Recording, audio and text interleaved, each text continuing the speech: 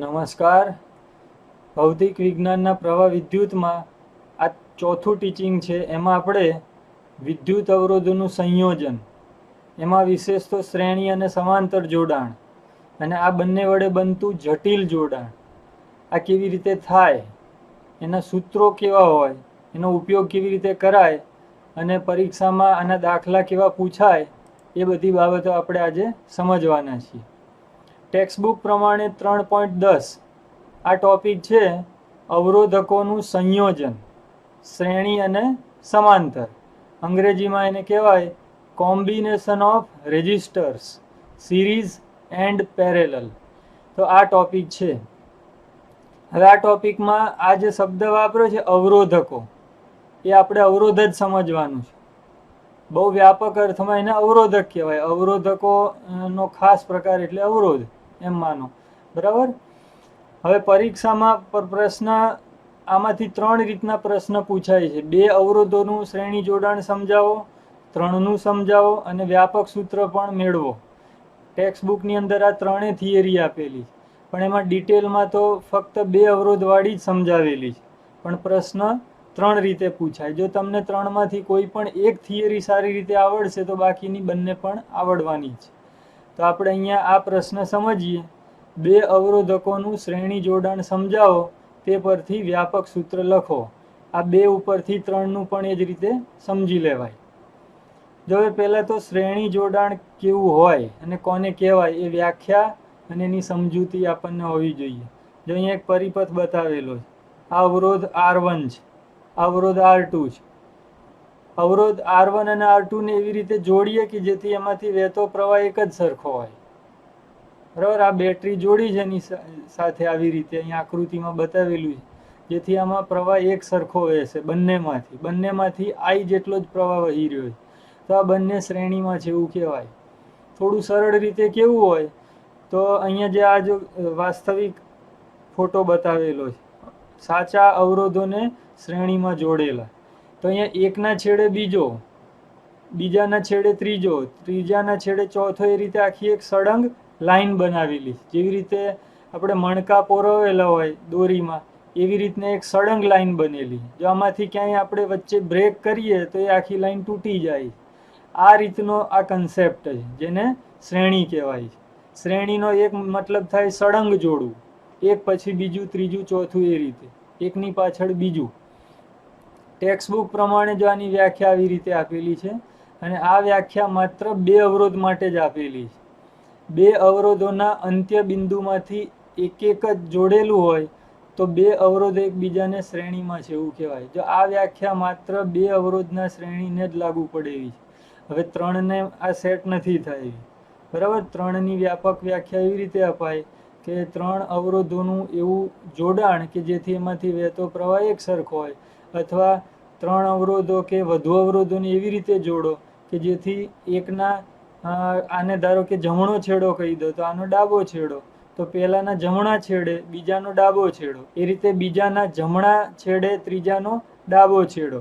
તો આ રીતે જમણો ડાબો જોડતા જઈએ, અથવા એક અને બીજું નામ ગમે તે આપી દો. તો જે જોડાણ બન્યું એને શ્રેણી જોડાણ કહેવાય. બહુ સહેલું છે, ખાલી એને વ્યાખ્યાયિત કરવું થોડું શબ્દોની રીતે અઘરું પડે એવું છે. તમે ઉપરથી જોઈને વધારે એને સારી રીતે સમજી શકો એવું છે. જો હવે આ જે જોડાણ બન્યું એનો સમતુલ્ય અવરોધ કેટલો હોય આપણે શોધવાનું છે. હવે અહીંયા મેં તમને સમજાવ્યું કે શ્રેણીમાં જોડીએ આપણે અવરોધને R1 અને R2ને, તો બંનેમાંથી સમાન પ્રવાહ પસાર થશે, કારણ કે એક સળંગ પરિપથ બને છે એટલા માટે. તો ઓહમનો નિયમ જો આપણે લાગુ પાડીએ અહીંયા, તો R1 અને R2 આ બંનેના સ્થિતિમાનનો તફાવત શોધીએ તો R1 ને R2 બંનેને સ્થિતિમાન આપ્યું છે V, પણ આ Vના 2 ભાગ પડી જશે. આનો એક ભાગ R1 ને મળશે અને બીજો ભાગ R2 ને. તો આપણે કહી શકીએ R1નું સ્થિતિમાન જે Vના કારણે મળી રહ્યું છે એ કહેવાશે V1. તો V1 બરાબર IR1 થશે ઓહમના નિયમ પ્રમાણે. V બરાબર IR. એ જ રીતે R2નું થશે V2 બરાબર IR2. હવે અહીંયા જે સ્થિતિમાન છે V1 અને V2 એ મળ્યું છે Vના કારણે, એટલે Vના જ 2 ટુકડા પડ્યા છે એવું કહેવાય, અથવા Vનું જ એ વિભાજન છે. તો આપણે એવું કહી શકીએ આ સંયોજનના છેડે સ્થિતિમાનનો તફાવત વી એ V1 અને V2 જેટલો થશે, બરાબર. એ ચોખ્ખું છે, કારણ કે V1 અને V2 એ મળ્યા છે V માંથી, એટલે આપણે આવું કહી શકીએ V બરાબર V1 વત્તા V2. જો આ જે સૂત્ર રહ્યું ને મુખ્ય સૂત્ર થયું આખી થિયરી સમજવા માટે. તમને જ્યારે શ્રેણી પૂછી હોય ત્યારે આ હંમેશા યાદ રાખવાનું, V બરાબર V1 વત્તા V2, એટલે આખી થિયરી આવડશે. બસ હવે કંઈ કરવાનું નથી બહુ, આમાં ખાલી કિંમતો મૂકી દેવાની છે. જો આપણે આજે આ ઓમનો નિયમ અહીંયા વ્યાખ્યાયિત કર્યો એના મૂલ્યો મૂકવાના. હવે R1 અને R2ની જે શ્રેણી જોડાણ બન્યું એનું પરિણામી પણ કંઈક હશે, આપણે જાણતા નથી, આપણે શોધી રહ્યા છીએ. તો પહેલાં તો એને સંજ્ઞા આપી દઈએ. ધારો કે R ઇક્વેલન્ટ એ આ બંનેનું પરિણામી છે, તો આપણે R ઇક્વેલન્ટ જો આનું પરિણામી હોય તો આખો એક જ અવરોધની જેમ જો વર્તતું હોય તો એનું સ્થિતિમાન V થઈ જશે, અને એના માટે V બરાબર IR ઇક્વેલન્ટ લખી શકાય, બરાબર. તો IR ઇક્વેલન્ટ એ Vની જગ્યાએ લખ્યું, V1ની જગ્યાએ આપણે IR1 શોધેલું એ મૂક્યું, V2ની જગ્યાએ IR2 શોધ્યું હતું એ મૂકી દીધું, બરાબર. હવે આપણી સામે જ છે પરિણામ, બંનેમાંથી I કોમન નીકળશે, એટલે I છે એનો છેદ ઉડી જશે ડાબી જમણી સાઈડમાં, અને વધશે R ઇક્વેલન્ટ બરાબર R1 વત્તા R2, બરાબર. આને શબ્દોમાં આપણે બોલવું હોય તો શું બોલાય? જ્યારે બે અવરોધોને શ્રેણીમાં જોડ્યા હોય તો એનો પરિણામી અવરોધ એ બંને અવરોધોના સરવાળા બરાબર હોય. હવે આવું 3 નહીં લાગુ પાડી શકાય. આ જ રીતે અહીંયા ખાલી એક પદ આવશે V3, અહીંયા V3 ઉમેરાશે, અહીંયા V3 આવશે, અને અહીંયા R3 આવી જશે. 4, 5, 6 અપ ટુ N સુધી જો આપણે આવી રીતે અવરોધો જોડ્યા હોય અનંત સુધી, છેલ્લો અવરોધ ધારો કે N-મો હોય, એનો અવરોધ RN હોય, તો વ્યાપક સૂત્ર આવી રીતે લખી શકાય, 1, 2, 3 અપ ટુ N સુધી જોડેલા શ્રેણીમાં અવરોધો, એનું પરિણામી અવરોધ થશે R ઇક્વેલન્ટ બરાબર R1 વત્તા R2 plus up to plus RN, ટૂંકમાં સિગ્મા I બરાબર 1 to N RI, એ રીતે પણ એને કહેવાય. હવે જો અહીંયા આપણે શબ્દોમાં શું કહી શકીએ? શ્રેણી જોડાણ અવરોધોના શ્રેણી જોડાણનો પરિણામી અવરોધ એ દરેક અવરોધના મૂલ્યના સરવાળા બરાબર હોય, આવું કંઈક કહેવાય શબ્દોમાં, એને યાદ રાખવું હોય તો, બરાબર. એકદમ ટૂંકું સૂત્ર સિગ્મા RI, અને આ તો છે જ. હવે આમાં એક બીજો નિયમ આપણે દાખલા ગણવા માટે તારવી શકીએ. પરિણામી અવરોધ એ મોટામાં મોટા અવરોધ કરતાં પણ મોટો મળશે. આમ આ ખાસ યાદ રાખજો. 3.10માં આ બીજો ટોપિક છે, અને આમાં આવો પ્રશ્ન પૂછી શકે, બે અવરોધોનું સમાંતર જોડાણ સમજાવો. પહેલાં આપણે બે માટે જ સમજીએ અને પછી વધારે માટે. જો ખરેખર બે અવરોધોને સમાંતરમાં જોડ્યા હોય તો આવા દેખાય, આગળ કરતાં જુદું છે, અને એનું સિમ્બોલિક આકૃતિ આવી થાય. આ R1 છે, અહીંયા R1 માની લો, R2 છે, R2 સમજી લો. આ બેનો કોમન પોઈન્ટ થયો, એ આ છે એમ માની લો. આ જમણી બાજુનું છે, અહીંયા સમજી લો, અને આની વચ્ચે બેટરી જોડી છે અથવા સેલ V સ્થિતિમાન આપ્યું જે અહીંયા આપેલું છે એમ માની લો. તો ખરેખર સાચા અવરોધ હોય તો તમે જો એને આવી રીતે જોડો તો તમે એને સમાંતરમાં જોડ્યા કહેવાય. અને પરીક્ષામાં આકૃતિ સ્વરૂપે દોરવું હોય તો આ રીતે દોરાય, બરાબર. તમને ખ્યાલ આવી ગયો હશે. ટેક્સ્ટ બુકમાં બેટરી બતાવેલી નથી, પણ થિયરી સાબિત કરવા માટે આપણે આ કોષ કે બેટરી દર્શાવવી જરૂરી છે, તો જ વધારે સમજાય એવું છે. હવે પહેલાં એને વ્યાખ્યાયિત કરીએ કે સમાંતર જોડાણની વ્યાખ્યા શું. તો ટેક્સ્ટ બુક પ્રમાણે એવું કહેવાય, જો બધા જ અવરોધોના એક છેડા એકબીજા સાથે અને તે જ રીતે બીજા છેડાઓ પણ એકબીજા સાથે જોડેલા હોય તો બે કે તેથી વધારે અવરોધો સમાંતરમાં છે તેમ કહેવાય. એટલે આ એક છેડો થયો. ધારો કે ડાબી બાજુના છેડા એ બધા ભેગા કરી દઈએ, અને જમણી બાજુના છેડા એ પણ ભેગા કરી દઈએ, અને પછી એની સાથે બેટરી જોડી દઈએ, તો આ બધા અવરોધો બેટરીના સાપેક્ષમાં સમાંતર છે અથવા એકબીજાના સાપેક્ષમાં સમાંતરમાં જોડાયેલા છે એવું આપણે કહી શકીએ. જો વ્યાખ્યા તો ઠીક છે યાદ રાખવી, પણ તમે આકૃતિને યાદ રાખશો તો એને વ્યાખ્યાયિત કરવું સહેલું બની જશે. હવે ગઈ શ્રેણીમાં શું હતું? પ્રવાહ સરખો વહેતો હતો. હવે અહીંયા પ્રવાહ સરખો નહીં રહે. જો પહેલા અવરોધમાં અહીંયા બે ભાગ પડે વાહકના, એટલે એક વાહકમાં આ R1 પ્રમાણે I1 પ્રવાહ જશે, બીજામાં R2 ના પ્રમાણમાં I2 પ્રવાહ વહેશે, R2 પ્રમાણે I2 રહેશે. તો જેટલા અવરોધો સમાંતરમાં જોડ્યા હશે એટલા પ્રવાહના પણ ભાગ પડી જશે.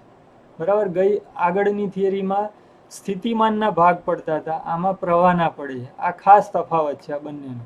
તો આપણે અહીંયા પોઈન્ટ લખી શકીએ, સમાંતરમાં જોડેલા બે અવરોધોમાં પ્રવાહો I એટલે કે I1 અને I2 એ દર્શાવેલા બિંદુઓ આગળ આપણે લખી શકીએ I બરાબર I1 વત્તા I2, કારણ કે I1 અને I2 છૂટા પડ્યા છે I માંથી, તો એ બેનો સરવાળો કરીએ તો પાછો I મળે. જો આ 2 માટે હતું, 3 હોય તો આ રીતે 3 સુધી લખવાનું, જ્યાં સુધી હોય ત્યાં સુધી અવરોધોનો સરવાળો બતાડે. હવે આપણે ઓમનો નિયમ અહીંયા લાગુ પાડીએ, જે તમને ખ્યાલ જ છે, V બરાબર IR, માટે I બરાબર V ભાગ્યા R. તો I1 બરાબર V ભાગ્યા R1, એ રીતે I2 બરાબર V ભાગ્યા R2. આ પ્રવાહ માટે આપણે દર્શાવ્યું. બરાબર. આ પ્રવાહ I1 આ એ જેમાંથી જઈ રહ્યો છે અવરોધ R1 અને એનું સ્થિતિમાન એ V છે. જો અહીંયા એક નોંધપાત્ર બાબત એ છે કે અવરોધો ગમે તેટલા આપણે સમાંતરમાં જોડાય એ બધાનું સ્થિતિમાન એક જ સરખું V રહેશે, પ્રવાહ બદલાઈ જશે. બરાબર. તો અહીંયા એટલા માટે V1 અને V2 નથી લખ્યું, પણ બંને માટે V જ લખ્યું, કારણ કે સ્થિતિમાન આ એક છેડો અને બીજો છેડો એ બધાનું કોમન સ્થિતિમાન V છે, એટલા માટે. હવે ધારો કે આ જે જોડાણ બન્યું એનું પરિણામી અવરોધ કંઈક તો હશે, જેને સંજ્ઞા આપી દઈએ R ઇક્વેલન્ટ. તો આની જગ્યાએ આપણે ખાલી એક જ અવરોધ આનો સમતુલ્ય જોડ્યો હોય તો એના માટે ઓમનો નિયમ શું થશે? V બરાબર IR, માટે I બરાબર V ભાગ્યા R ઇક્વેલન્ટ. તો જો અહીંયા I ની જગ્યાએ આપણે લખી શકીએ V ભાગ્યા R ઇક્વેલન્ટ. જે R ઇક્વેલન્ટ શું સમજવાનું? આ બંનેનું જે આપણે શોધવા માંગીએ છીએ પરિણામી એ. તો આટલો જ ફેરફાર કર્યો. હવે જો અહીંયા સાદુરૂપ કંઈ બહુ અઘરું છે નહીં, સ્પષ્ટ છે. જમણી અને ડાબી બાજુ બંને બાજુ V કેન્સલ થાય, બરાબર. તો વધશે શું? 1/R ઇક્વેલન્ટ બરાબર 1/R1 પ્લસ 1/R2.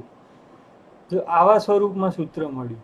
આપણે શોધવાનું શું હતું? R ઇક્વેલન્ટ, પણ અહીંયા મળે છે 1/R ઇક્વેલન્ટ. તો કોઈ વાંધો નહીં, સૂત્ર આ રીતે લખાય. પણ જો બે જ અવરોધો હોય તો આનું એક સરળ સૂત્ર પણ આપણે દર્શાવી શકીએ. R ઇક્વેલન્ટ બરાબર લસા લઈએ, તો લસા લઈને જો R ઇક્વેલન્ટને કરતા બનાવીએ તો R1 ઇન્ટુ R2 છેદમાં R1 વત્તા R2 એવું મળશે. પણ આ બે અવરોધ પૂરતું જ સાચું છે આ પેટર્ન. પછી 3 હોય તો પાછું એવું નહીં કરવાનું, R1 ગુણ્યા R2 ગુણ્યા R3 છેદમાં R1 વત્તા R2 વત્તા R3. એ 3 માટે તદ્દન ખોટું છે, 3 નું જુદું જ થાય છે. 2 પૂરતું સાચું છે, અને 2 નું જે આ ટૂંકું સૂત્ર રહ્યું એ ખૂબ ઉપયોગી થશે તમને દાખલા ગણતી વખતે, બરાબર. એટલે બંને સૂત્રો યાદ રાખો. ખાસ તો આ યાદ રાખો, આ વ્યાપક સૂત્ર છે, પેલું સ્પેશિયલ સૂત્ર છે 2 માટેનું. તો શબ્દમાં એવું કહેવાય કે બે અવરોધોને સમાંતરમાં જોડ્યા હોય તો એ બંનેનું પરિણામી અવરોધ એ દરેક અવરોધના મૂલ્યના વ્યસ્ત ના સરવાળા ના વ્યસ્ત જેટલું હોય છે. આવી રીતે એને શબ્દોમાં કહેવાશે, બરાબર. તો આ બે અવરોધ માટેની થિયરી હતી, પરીક્ષામાં આ રીતે લખવાની. અને આના બરાબર મેં હમણાં તમને કીધું, R ઇક્વેલન્ટ બરાબર શું લખી શકાશે? બંને અવરોધોનો ગુણાકાર ભાગ્યા બંને અવરોધોનો સરવાળો. એ 2 પૂરતું સાચું છે. જો હવે આપણે આ થિયરી 3 અવરોધ માટે સમજીએ. હવે 2 ની આવડે તો 3 ની પણ આવડે જ. એમાં સાવ સામાન્ય એવા ફેરફાર કરવાના છે. 2 પદ લખતા હતા એની જગ્યાએ બધું 3 પદ સુધી લખવાનું. જો આ અહીંયા 4 બતાડ્યા છે, વ્યાપક આખો પરિપથ બતાવે. 3 માટે હોય તો 3 જ અવરોધ જોડેલા છે, એમ 4 માટે તો 4, અને અનંત સુધી પણ આને આપણે લંબાવી શકીએ. તો અહીંયા આપણે જે થિયરી સમજવાના છીએ 3 અને પછી અનંત જોડાણ માટેની, એટલે કે વ્યાપક સૂત્ર મેળવીશું. પરીક્ષામાં આ આકૃતિ દોરવાની, 3 ની પૂછ્યું હોય તો R1 R2 R3. હવે એને સમાંતરમાં જોડી એટલે બધાના ડાબા છેડા એ ભેગા કરી દેવાના, જમણા પણ ભેગા કરી દેવાના, એની સાથે બેટરી કે સેલ જોડી દેવાનું, બરાબર. આ બાજુ ધન છેડો છે, આ બાજુ ઋણ છે, તો પ્રવાહ આ રીતે વહેશે. પ્રવાહ અહીંયા પહોંચશે એટલે એના 3 ભાગ પડશે. એક R1 માં જશે, બીજો R2 માં, ત્રીજો R3 માં. અનુક્રમે I1, I2 અને I3 એ પાછા અહીંયા ભેગા થઈને પાછો પ્રવાહ I આપશે. તો આ રીતે આખો પરિપથ બનશે આનો. બરાબર. અહીંયા પ્રવાહ જે છૂટા પડ્યા એ તમે આગળ શીખવાના છો. આને જંકશન બિંદુ કહેવાય. કિર્ચોફના નિયમ આપણે શીખીશું ત્યારે આને વધારે સ્પષ્ટ કરીશું. તો આટલી આકૃતિ દર્શાવી અને પછી જે આપણે આગળ વ્યાખ્યા લખી હતી કે બોલ્યા હતા અવરોધોના સમાંતર જોડાણની, એ દર્શાવવાની. ફરીથી શું હતું? હવે જો બધા જ અવરોધોના એક છેડો એકબીજા સાથે અને તે જ રીતે બીજા છેડાઓ પણ એકબીજા સાથે જોડેલા હોય તો બે કે તેથી વધારે અવરોધો સમાંતરમાં છે તેમ કહેવાય. તો જ્યાં એની વ્યાખ્યા છે ટેક્સ્ટ બુક પ્રમાણેની. હવે આપણે અહીંયા મુખ્ય સૂત્ર કયું થશે? કુલ પ્રવાહ એટલે બધા પ્રવાહોનો સરવાળો. સમાંતર જોડાણનું આ મુખ્ય સૂત્ર છે, હંમેશા યાદ રાખવાનું. અને શ્રેણીમાં સ્થિતિમાન, તો સમાંતર માટે પ્રવાહોનો સરવાળો દર્શાવવાનો. હવે ઓમનો નિયમ લાગુ પાડો. બરાબર. V બરાબર IR, આ ત્રણેય માટે દર્શાવી દીધું આપણે. હવે આ જે મૂલ્યો છે એ આ સૂત્રમાં મૂકી દો. તો I1 ની જગ્યાએ V/R1, એ રીતે V/R2 અને V/R3. V કોમન કાઢ્યો છે. હવે આખું જે સંયોજન છે એનો કંઈક પરિણામી અવરોધ તો હશે જ, જે આપણે ધારી લઈએ. ધારો કે અવરોધ છે R ઇક્વેલન્ટ છે અને અહીંયા એક જ જોડ્યો હોય ખાલી, તો જે આખો પરિપથ બનશે બહુ સરળ થઈ જશે. એક જ અવરોધ હોય તો V બરાબર IR ઇક્વેલન્ટ, એ રીતે લખાય. તો I બરાબર શું લખાય? V/R equivalent. તો આ કિંમત આમાં મૂકી દો.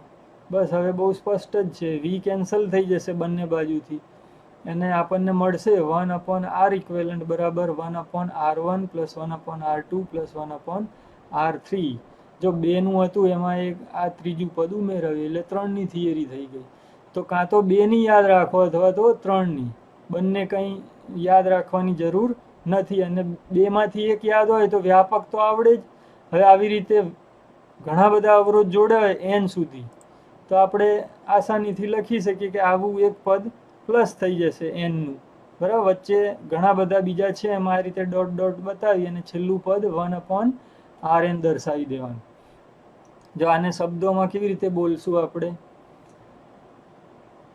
અવરોધોને સમાંતરમાં જોડ્યા હોય તો એનો પરિણામી અવરોધ એટલે કે દરેક અવરોધના વ્યસ્તનો સરવાળો નું વ્યસ્ત એટલે એ જોડાણનું પરિણામી અવરોધ. હવે અહીંયા એક મહત્વનો મુદ્દો એ છે કે અવરોધોને જ્યારે આપણે સમાંતરમાં જોડીએ ત્યારે એનું પરિણામી છે એ નાના અવરોધ કરતાં ઓછું મળે. એટલે ઓછા મૂલ્યનો જે અવરોધ હોય આમાં, ધારો કે R1, R2, R3 છે, એમાં R1 નું મૂલ્ય ધારો કે 1 ઓહમ છે, R2 નું 2 ઓહમ છે અને R3 નું 3 ઓહમ છે. તો R ઇક્વેલન્ટ શોધશું ને તો 1 ઓહમ કરતાં ઓછું મળશે. અને શ્રેણીમાં જો આ 3 જોડ્યા હોય 1, 2 અને 3 ઓહમ, તો પરિણામી 3 કરતાં વધુ મળે, કારણ કે એમાં સરવાળો છે અને આમાં વ્યસ્તના સરવાળાનું વ્યસ્ત છે. એટલે પરિણામી હંમેશા ઓછા કરતાં પણ ઓછું જ મળે. એ ખાસ યાદ રાખવાનું. ઘણી વખત આ નિયમ તમે જાણતા હો તો MCQ કે નાના દાખલા બહુ આસાનીથી તમે ગણી શકો. આપણે આગળના ટોપિકમાં અવરોધોનું શ્રેણી અને સમાંતર એ બે જોડાણ શીખ્યા અને સમજ્યા. બરાબર. એના સૂત્રો તારવ્યા. હવે ઘણી વખત એવું બને કે જે પરિપથો છે રોજિંદા જીવનમાં જે વપરાય છે, વાસ્તવિક પરિપથો, આ બધા સાધનો, એમાં દર વખતે અવરોધો શ્રેણીમાં અને ખાલી સમાંતરમાં એટલું સરળ નથી હોતું. એમનું જટિલ જોડાણ હોય જે તમે જોઈને કહી ના શકો કે શ્રેણી છે કે સમાંતર છે અને એનું મૂલ્ય કેટલું હશે. જો અહીંયા એક આ ફોટો બતાડ્યો છે, આ વાસ્તવિક પરિપથનો ફોટો છે. એમાં આ બધા જે અવરોધો દેખાઈ રહ્યા છે, જો આ એક જ લાઈનમાં છે, બરાબર, આ પાછા જુદી રીતના છે, આ જુદી રીતે છે. આ બધા અવરોધોને આપણે જોઈને કહી ના શકાય કે આ બધા શ્રેણીમાં છે, સમાંતરમાં છે કે કઈ રીતે જોડાયેલા છે. બરાબર. એ જટિલ રીતે પણ હોઈ શકે, બધી શક્યતા છે. તો એની આખી પદ્ધતિ છે. તો પહેલાં આપણે સમજીએ કે અવરોધો છે એનું જટિલ જોડાણ કેવું હોય. તો એકદમ જટિલમાં સરળમાં સરળ હોય એવું પહેલાં ઉદાહરણ લઈએ કે જેમાં શ્રેણી અને સમાંતર બંને આવી જાય. જો અહીંયા આકૃતિ બતાવેલી છે, R1 છે એ આ બંને સાથે શ્રેણીમાં છે એમ કહેવાય. અને R2 અને R3 બંને પરસ્પર સમાંતરમાં છે અને એ પાછા R1 સાથે શ્રેણીમાં છે એમ પણ કહેવાય. વાસ્તવમાં જો બનાવીએ તો આવું દેખાય. આ એક અવરોધ, આ બીજો, આ ત્રીજો, આ ત્રણેય અવરોધો પરસ્પર જટિલ રીતે અથવા મિશ્ર રીતે જોડાયેલા છે. એમાં મિશ્ર શું છે? શ્રેણી અને સમાંતર એ બંનેનું મિશ્રણ છે, જેને આપણે જટિલ કહી શકીએ. જો આ જટિલમાં સહેલામાં સહેલું, સરળમાં સરળ આ ઉદાહરણ છે. આપણે આના માટે સૂત્ર તારવવાના છીએ. તો સૌથી પહેલા તો આપણે એવું કહી શકીએ, R2 અને R3 એ સમાંતરમાં હોવાથી આનો પહેલા આપણે પરિણામી અવરોધ શોધી લઈએ. ધારો કે એને નામ આપીએ R ઇક્વેલન્ટ 2 3. આના ઉપરથી જ આનું નામ પાડ્યું. આનું કંઈક તો મળશે જે આપણે આગળથી શીખી ગયા કે આનું શું મળવું જોઈએ, 1/R2 પ્લસ 1/R3 અને એનું પણ વ્યસ્ત એટલું આવશે અને આપણે નામ આપીએ છીએ R ઇક્વેલન્ટ 2 3. બરાબર. તો આનો સરળ પરિપથ જો આપણે દર્શાવીએ તો આવો બને. આ અહીંયા V છે જેમ માની લો, તો R1 એમનેમ રહેવા દીધું ને આનું સમતુલ્ય અહીંયા મૂકી દીધું. તો જો હવે આ એકદમ સરળ દેખાય. આ બે શ્રેણીમાં હોય એવું લાગે છે અને એ શ્રેણીનું આપણને પછી આવડે છે. તો આ પહેલા સમાંતરનું સૂત્ર લખ્યું અને હવે R1 સાથે આ 2 3 ઇક્વેલન્ટ એ શ્રેણીમાં છે, તો એ બેનું શોધી લેવાનું અને એ બેનું પરિણામી, ધારો કે આવો એક પરિપથ છે એટલે કે ત્રણેયનું સમતુલ્ય એ R1 2 3 ઇક્વેલન્ટ એવું નામ આપી દઈએ. એટલે જો અહીંયા શું થયું, કોઈ પણ જટિલ પરિપથ હોય એને આપણે સરળ બનાવી શકીએ. બરાબર. રિડ્યુસ કરી અને એને નાનો કરી શકીએ અને છેલ્લે એને એક જ અવરોધમાં રૂપાંતરિત કરી શકાય. તો અહીંયા આપણે એવું જ કર્યું. અને આ જે હવે રહ્યું R ઇક્વેલન્ટ 1 2 3 એ શોધવાનું રહ્યું. તો એ કેવી રીતે મળશે? તો આ બેના સરવાળાથી, કારણ કે આ શ્રેણીમાં છે. અને આ કેવી રીતે મળશે? તો આ બેના સમાંતરથી. તો આ આટલી ગણતરી જો આપણે કરીએ તો આપણને આ ત્રણેયનું પરિણામી મળી જાય. જો હવે એ પરિણામી છે એનો સિમ્બોલ આ રીતે આપ્યો, R ઇક્વેલન્ટ 1 2 3, અને એમાં R1 તો સીધું જ મૂકી દેવાનું અને એની સાથે સરવાળામાં આનું સમતુલ્ય મૂકી દેવાનું. અને મેં તમને ટૂંકી રીત શીખવાડી હતી સમતુલ્ય શોધવાની. જ્યારે બે જ અવરોધો સમાંતરમાં હોય ત્યારે ગુણાકાર ભાગ્યા સરવાળો એ એનું સીધું સમતુલ્ય કહેવાય. અથવા તો 1/R2 પ્લસ 1/R3 અને એનું પણ વ્યસ્ત એ આટલું જ મળશે તમે શોધશો તો. તો આ સીધું મૂકેલું છે. તો આ જે મળ્યું ને એને કહેવાય આ જટિલ જોડાણનો પરિણામી અવરોધ. બરાબર. હવે જો અહીંયા આપણે એક બીજી રાશિ પણ ગણીએ, પ્રવાહ કેટલો છે.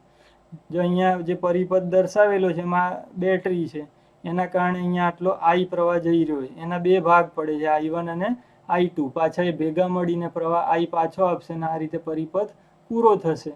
તો આપણે ઓહમનો નિયમ જો લાગુ પાડીએ, ધારો કે આ એક જ અવરોધ છે R ઇક્વેલન્ટ 1 2 3, તો I બરાબર V ભાગ્યા આનો સમતુલ્ય અવરોધ એ રીતનું સૂત્ર બને, આ ઓહમનો નિયમ. હવે આ આપણે શોધી લીધું છે તો V ના છેદમાં એ મૂકી દેવાનું અને એનું સાદું રૂપ આપી દેવાનું. જો સાદું રૂપ આપીશું, આ અહીંયા છેદ છે એનું થોડું સાદું રૂપ આપીએ અને આ રીતે ફેરવી નાખીએ તો પરિણામ આવશે I બરાબર, એટલે આ જે I છે એ I બરાબર V, આ V ગુણ્યા R2 પ્લસ R3 આ બેનું સંયોજન અને છેદમાં આ ત્રણે જે બન્યા ત્રણ જોડ, એ ત્રણે જોડ છે જો R1 into R2, R1 into R3 plus R2 into R3. તો આ સૂત્ર છે એ ખાસ યાદ રાખવાનું. બે આ રીતે બે અવરોધ સમાંતરમાં એક શ્રેણીમાં હોય તો એમાં વહેતો પ્રવાહ પણ આપણે આ રીતે શોધી શકીએ. તો તમને આ ખબર પડી હશે. પરીક્ષામાં જો આ રીતનું પૂછાય જટિલ જોડાણનું તો પરિણામી અવરોધ શોધવાનો અને પ્રવાહનું પૂછ્યું હોય તો પ્રવાહ પણ દર્શાવવાનો. તો આ બે સૂત્રો ખાસ યાદ રાખજો, જે તમને દાખલા અને MCQમાં કામમાં આવશે. હવે આપણે અવરોધોના શ્રેણી અને સમાંતરનો તફાવત સમજી લઈએ. પરીક્ષામાં એ પણ પૂછાઈ શકે અને બંને વચ્ચેનો તફાવત જો આપણે જાણતા હોઈએ તો થિયરી સારી આવડે. જો આ જે વાસ્તવમાં અવરોધો શ્રેણીમાં જોડાય તો આવા દેખાય, સમાંતરમાં આવા દેખાય. એની સંજ્ઞાત્મક આકૃતિ છે. બરાબર. સમાંતરમાં આ રીતે દર્શાવીએ છીએ. પહેલો આમાં પોઈન્ટ શ્રેણી જોડાણ. દરેક અવરોધમાં I સમાન હોય, મેં તમને વાત કરી હતી. આમાં V સમાન હોય. આ જો મોટા મોટા ડિફરન્સ, V બધા અવરોધમાં આમાં વહેંચાશે અને આમાં I વહેંચાશે. આમાં V વહેંચાય તો આપણે વહેંચાયેલો V છે પાછો એનો સરવાળો કરીએ તો V મળવો જોઈએ. તો આના માટે શ્રેણી માટે હંમેશા V નું સૂત્ર બને સરવાળાનું. અને સમાંતરમાં પ્રવાહનું બને. આનો પરિણામી અવરોધ એ સરવાળો છે, આપણે આગળ શોધ્યું. આનું વ્યસ્તના સરવાળાનું વ્યસ્ત છે. આનું પરિણામ છે મોટા કરતાંય મોટું હોય, આનું પરિણામ નાના કરતાંય નાનું હોય. જો હવે આ એક વધારાનું છે, એ તમને બહારની પરીક્ષાઓમાં કામમાં આવશે. આ બધી જે સ્પર્ધાત્મક લેતા હોય છે, જીટની ને બધી નીટ ને વગેરે, એના માટે V1 જેમ V2 જેમ V3 અહીંયા 3 જોડાયા રીતે R1 R2 R3 શ્રેણીમાં, તો ત્રણેયના સ્થિતિમાન કે વોલ્ટેજ V1 જેમ V2 જેમ V3 બરાબર R1 જેમ R2 જેમ R3. આ એક યાદ રાખજો પરિણામ. ક્યારેક ગુણોત્તર પૂછ્યો હોય તો આ સૂત્ર કામમાં આવે. એ રીતે સમાંતરમાં I1 જેમ I2 જેમ I3 બરાબર 1/R1 જેમ 1/R2 જેમ 1/R3. આના ઉપરથી જ છે જુઓ, બરાબર. આ વોલ્ટેજ ડિવાઈડ થયા અને પરિણામી અવરોધ એ બે ઉપરથી જ આ સૂત્ર બનેલું છે. એ રીતે આનું પણ એ રીતે બનેલું છે. હવે આપણે થોડાક પરીક્ષાલક્ષી ઉદાહરણો, જે તમને બહારની આ જે પરીક્ષાઓ રહી સ્પર્ધાત્મક બધી જે આપે છે 12મા ધોરણ પછી, એમાં બધું ખૂબ ઉપયોગી થાય એવું, બરાબર. તમને ઇન્ટરેસ્ટ પણ પડશે, મજા આવશે ને કંઈક નવું જાણવા મળશે. આ જે કંઈ જે મૂક્યા છે એ જનરલ પરિપથો છે, એમાં તમે મૂલ્ય બદલી અને ઘણા બધા બીજા દાખલા બનાવી શકો, બરાબર. અત્યારે હું તમને એને ઉકેલવાની રીત છે એ સમજાવીશ, બહુ ડિટેલમાં નહીં, પણ એ જેટલું જરૂરી છે એટલું. એક પરિપથ ધારો કે આ રીતે આપ્યો છે, આ એક જટિલ પરિપથ છે, ABC ત્રિકોણ આકારે આવી રીતે 9 અવરોધ જોડેલા છે. તો આનું સમતુલ્ય કેટલું થાય? જો હવે અહીંયા થોડુંક આ પ્રકારના પ્રશ્નો આવે ને તો થોડુંક આપણે જોવાનું કે આને કઈ કઈ રીતે ઉકેલી શકાય. રીતો ઘણી છે, આગળના લેક્ચરમાં હું તમને બીજી શીખવાડીશ. અત્યારે આપણે શ્રેણી અને સમાંતરની જે થિયરી શીખ્યા એના ઉપરથી જ ઉકેલી શકીએ એવા જ અહીંયા ઉદાહરણો મૂક્યા છે. તો ઉકેલની રીત છે શ્રેણી અને સમાંતરની ગણતરી વડે. જો હવે આ 3 અવરોધો સમાંતરમાં છે, આ A અને B બિંદુ વચ્ચે, એ રીતે આ સમાંતર છે, આ સમાંતર છે. તો આ દાખલો તમે કોઈ પણ જાતની ગણતરી વગર સીધો મગજમાં વિચારીને એનો જવાબ આપી શકો મોઢે જ. જો R ત્રણે સરખા છે, 3 સમાંતર હોય તો એનું પરિણામી કેટલું થાય? તો 1/R + 1/R + 1/R એટલે 3/R અને એનું વ્યસ્ત, બરાબર. તો એ રીતે શોધી લેવાનું. અને એ આનું પણ એટલું જ થશે, આનું પણ એટલું જ થશે. અને એ બધા જે રહ્યા એમાં પાછા આ બે શ્રેણીમાં થશે, અને એની સાથે આ બેનું પરિણામી આવે એની સાથે આ સમાંતર થશે. તો જો અહીંયા એ જવાબ સીધો આપેલો છે કે તમે RAB આ બે ખૂણા વચ્ચે અથવા આ બે ખૂણા વચ્ચે અથવા આ બે ખૂણા વચ્ચે, આ પરિણામ છે 2/9R. આ તમે ગણીને પણ મેળવી શકશો, અને બહુ ઝડપથી દાખલો ગણવો હોય તો આવા અમુક પરિણામો યાદ પણ રાખી લેવાના. જો આ બીજું છે. હવે આમાં પણ શ્રેણી અને સમાંતરની ગણતરી વડે જ આપણે સીધો જવાબ મેળવી શકીએ જો મેળવતા જઈએ. ધારો કે આવું એક જટિલ નેટવર્ક છે, તો R અને R શ્રેણીમાં એટલે 2R સમાંતર 2R એટલે હંમેશા બે સરખા મૂલ્યના અવરોધો સમાંતરમાં હોય તો પરિણામી અડધું થાય. તો 2R સમાંતર 2R એટલે R, પાછું R શ્રેણીમાં એટલે 2R, પાછું 2R સમાંતરમાં એટલે R, પાછું R શ્રેણીમાં એટલે 2R, પાછું આ 2R સમાંતરમાં એટલે R, પાછું આ શ્રેણીમાં એટલે 2R. R સમાંતરમાં થશે તો એ R સમાંતર આપણે 2R કરીશું તો જવાબ આવશે 2/3R, બરાબર. આ પરિણામ પણ યાદ રાખજો તમે.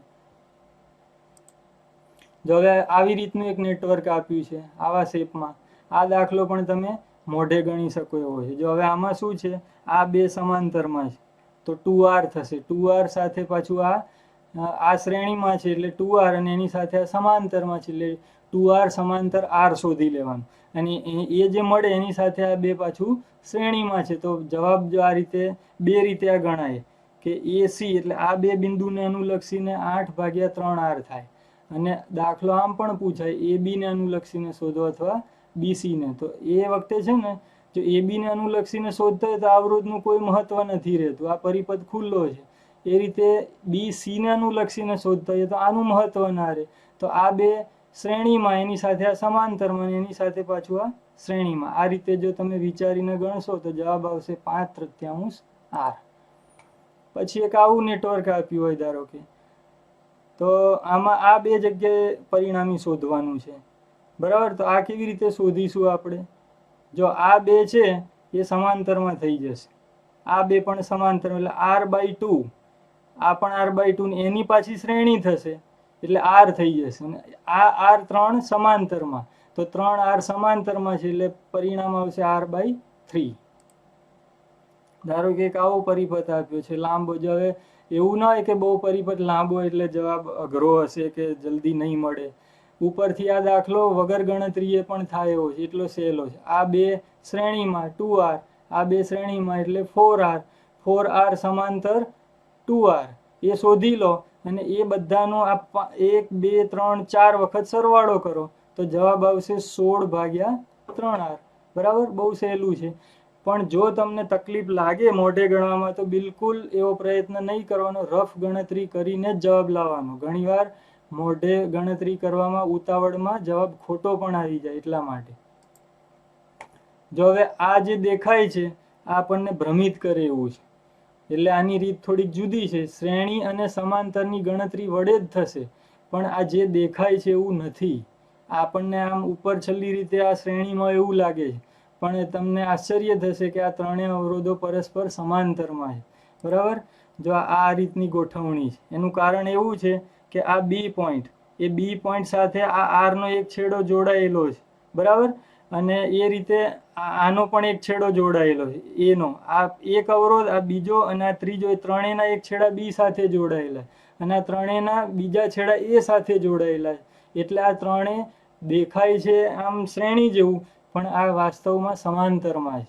એટલે એનો સમતુલ્ય પરિપથ આવો થાય, અહીં બતાડ્યું છે એવું. અને જો અહીંયા ચોખ્ખું દેખાય છે કે આ ત્રણે સમાંતર છે, તો પરિણામી કેટલું થાય? 3r સમાંતરમાં હોય તો r/3. તો શ્રેણી અને સમાંતરની ગણતરી વડે પરિપથનું રૂપાંતર કરીને આને પણ સમજીએ. જો અહીંયા આ શ્રેણીમાં હોય એવું જ લાગે છે, બરાબર, પણ એવું નથી. આનો સમતુલ્ય પરિપથ જો કંઈક આ રીતનો બને, જો તમે બનાવતા જવાને, બરાબર, ગોઠવીને આમાં કોમન પોઈન્ટ ક્યાં છે જોતા જવાનું, અને એ રીતે બે કોમન પોઈન્ટ છે એ અને બી, એની સાથે કયા અવરોધો કઈ રીતે છે એ જો ગોઠવીશું આવો પરિપથ બનશે. અને આને ઉકેલવું આસાન છે. આ બે સમાંતર, આ બે સમાંતર, એની શ્રેણી, એની સાથે આ સમાંતર, તો જવાબ આવશે r/2. એ રીતે આ એક છેલ્લો ઉદાહરણ સમજીએ. આ થોડુંક અઘરું પણ છે અને સરસ છે. આની રીત પણ જુદી છે. શ્રેણી સમાંતર તો આમાં કરીશું જ, પણ આનો ઉકેલ દ્વિઘાત સમીકરણથી આવશે, સીધી રીતે નહીં આવે. અહીંયા એવું આપ્યું છે કે આવું એક સીડી કે નિસરણી હોય એ પ્રકારનું એક આવું અનંત નેટવર્ક છે, બરાબર. ખૂબ મોટું આવું અવરોધોનો એક પરિપથ આપ્યો છે, અને એનું સમતુલ્ય આ એ અને બી, એને સાપેક્ષમાં કેટલું મળે એ શોધવાનું છે. ને આ બે તમને હોમવર્કમાં આપ્યા છે. તો જો આને ગણવાની ટૂંકી રીત આવી થાય, અનંત નેટવર્ક હોય એમાં એક સ્ટેજ આવું ઉમેરીએ આપણે, આખાનું સમતુલ્ય છે, ધારો કે RX છે, RXમાં એક પાછું આવું સ્ટેજ ઉમેરી દઈએ આપણે, તો પરિણામ એટલું જ આવે. આ કેવી વાત છે? સમુદ્રમાં એક ટીપું ઉમેરી દઈએ તો સમુદ્ર જ કહેવાય એને, એવી બાબત છે. તો આનો સમતુલ્ય છે એ આપણે શોધી શકીએ, અને એના માટે એક દ્વિઘાત સમીકરણ આવું બનશે. અને એ દ્વિઘાત સમીકરણ ઉકેલી અને જવાબ લાવશો તમે તો RAB, બરાબર, એ બે વચ્ચેનો જે અવરોધ અહીંયા RX થી દર્શાવેલો છે એ આપણને મળશે R બ્રેકેટમાં √3 - 1. અને આ બે તમે પ્રયત્ન કરજો, બરાબર. આ થોડુંક તમને મજા પણ આવશે વિચારવાની, અને ગણવાનો અનુભવ પણ મળશે. તો જો આટલું આજે આપણે રાખીએ છીએ. આજે આ લેક્ચરમાં મેં તમને અવરોધોના શ્રેણી, સમાંતર, મિશ્ર એ જોડાણની થિયરી સમજાવી, અને એના દાખલા પણ શીખવાડ્યા. તો તમે પ્રેક્ટિસ કરો, સારી મહેનત કરો, બરાબર, એ જ અપેક્ષા છે. Thank you. જય સ્વામિનારાયણ.